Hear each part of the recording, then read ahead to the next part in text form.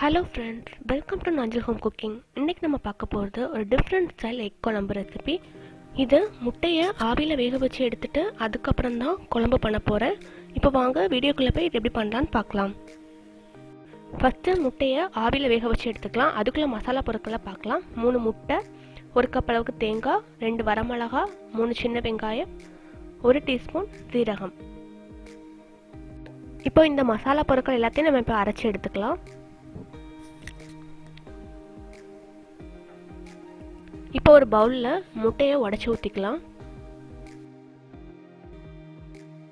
இதை நல்லா பீட் பண்ணிக்கலாம்.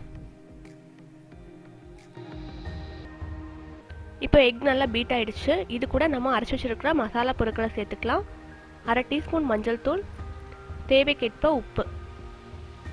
இப்போ இதை திரும்ப நம்ம நல்லா பீட் பண்ணிக்கலாம். இப்போ இதை வேக வச்சு எடுத்துடலாம். குக்கரில் கொஞ்சமாக தண்ணீர் ஊற்றி வச்சுருக்கேன். அது நல்லா கொதி வரட்டும். இப்போ நான் இந்த மாதிரி ஒரு பேன் எடுத்துருக்கேன். அதில் ஒரு 2 துண்டு இலையை இந்த மாதிரி நான் வச்சுக்கிறேன். உங்ககிட்ட இலை இல்லைனாலும் பரவாயில்ல, ஒரு கனத்த பாத்திரம் எடுத்துக்கோங்க. சுற்றிலும் நல்லா ஆயில் ஸ்ப்ரெட் பண்ணிவிட்டு இப்போ நம்ம மிக்ஸ் பண்ணி வச்சுக்கிற இந்த முட்டையை இதில் ஊற்றிடலாம். இப்போ குக்கர்லேயும் தண்ணி நல்லா கொதி வந்துடுச்சு. இப்போ நம்ம ரெடி பண்ணி வச்சுருக்கிறத இதில் வச்சிடலாம். இப்போ இது ஆவியில் வேக வச்சு எடுக்கிறதுனால விசில் வைக்கக்கூடாது. இப்போ நான் ஒரு பிளேட்டை வச்சு தான் க்ளோஸ் பண்ணி வைக்க போகிறேன். இது வேகிறதுக்கு ஒரு 10 to 15 மினிட்ஸ் ஆகும். இப்போ ஓப்பன் பண்ணி பார்த்தோம்னா நல்லா வெந்துடுச்சு. இப்போ இதை நம்ம ஒரு பிளேட்டுக்கு மாற்றிக்கலாம். இப்போ நான் இதை சின்ன சின்ன பீசஸாக கட் பண்ணி எடுக்க போகிறேன். உங்களுக்கு எந்த மாதிரி பீசஸ் தேவையோ நீங்கள் அந்த மாதிரி கட் பண்ணி எடுத்துக்கோங்க. இந்த மாதிரி எல்லாத்தையும் நம்ம கட் பண்ணி எடுத்துக்கலாம். இப்போ நம்ம குழம்புக்கு தேவையான மசாலா பொருட்களை பார்க்கலாம். 1/2 கப் தேங்காய், 1/2 டீஸ்பூன் மிளகு, 1/2 டீஸ்பூன் சோம்பு, 1 டீஸ்பூன் சீரகம், 10 to 12 சின்ன வெங்காயம், 1 பூண்டு. இப்போ நம்ம இது எல்லாத்தையும் அரைச்சி எடுத்துக்கலாம்.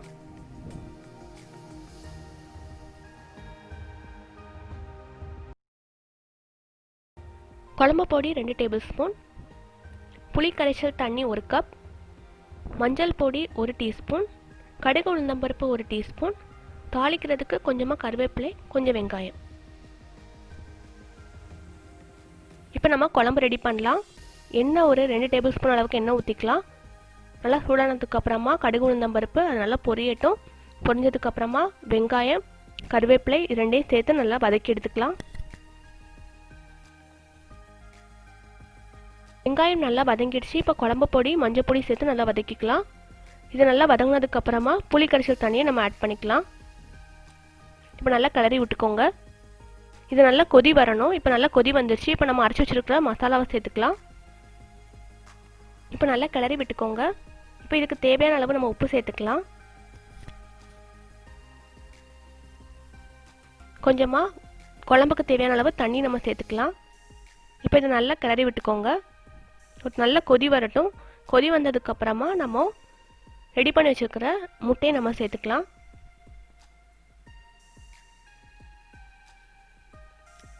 இப்போ எல்லா முட்டையும் நம்ம இப்போ சேர்த்தாச்சு. இப்போ நல்லா இது கொதி வரட்டும். ஒரு 10 நிமிஷம் நல்லா கொதி வந்ததுக்கப்புறமா நம்ம ஸ்டவ் ஆஃப் பண்ணிவிட்டு இறக்கிடலாம். அவ்வளோதான், நம்மளோட முட்டை குழம்பு ரெடி ஆயிடுச்சு.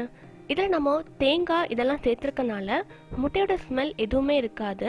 இதை முட்டை சாப்பிடாதவங்க கூட இதை விரும்பி சாப்பிடுவாங்க. அந்தளவுக்கு ரொம்பவே டேஸ்டியாக இருக்கும். நீங்களும் ட்ரை பண்ணி பார்த்துட்டு எப்படி வந்துச்சுன்னு எனக்கு கமெண்ட் பண்ணுங்கள். இந்த வீடியோ உங்களுக்கு பிடிச்சிருந்துச்சுன்னா லைக் பண்ணுங்கள், ஷேர் பண்ணுங்கள், மறக்காமல் நாஞ்சில் ஹோம் குக்கிங் சப்ஸ்கிரைப் பண்ணுங்கள். அண்ட் கூடவே இருக்கிற பெல் ஐக்கானை கிளிக் பண்ணிக்கோங்க. அப்போ தான் நான் போடுற வீடியோஸோட நோட்டிஃபிகேஷன் உங்களுக்கு உடனுக்குடன் கிடைக்கும்.